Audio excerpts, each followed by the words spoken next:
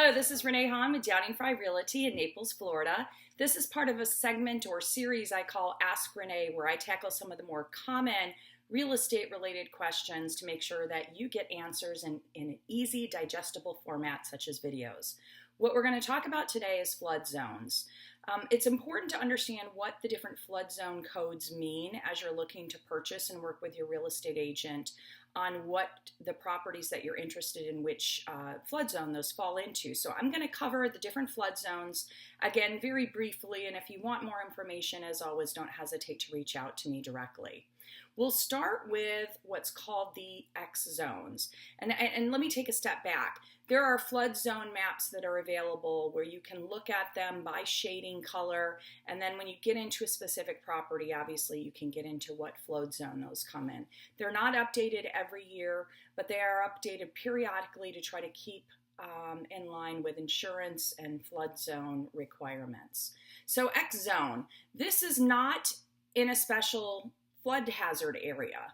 So special flood hazard areas oftentimes called SFHA, but what it means is you are not required to obtain flood insurance in Exzone. So that's a best case scenario.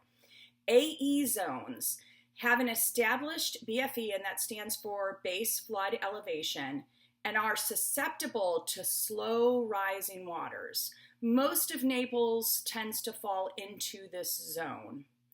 AH zones have an established BFE, base flood elevation, and these are susceptible to shallow flooding.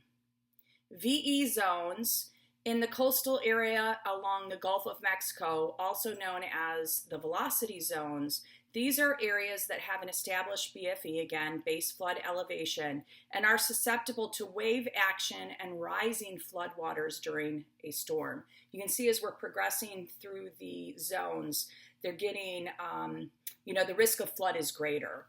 And lastly, A zones. These are areas subject to inundation by the 1% annual chance flood event, and generally determining using approximate methodologies. Because detailed hydraulic analysis have not been performed, no BFEs or flood depths are shown when you look at a map for an A zone. Mandatory flood insurance purchase requirements and flood plan management standards do apply in this A zone. So again, this is meant to be a very high level, but just as you start to hear about the different flood zones, you've got a general idea. X zones is a good thing. AE zones, not quite as good, but a little bit better. AH zones, again, getting to be more risk. VE zones, etc. High risk with VE zones. So I hope this helps. If you have any questions or any real estate needs, don't ever hesitate to call me at 239-287-2576. Thanks for stopping by.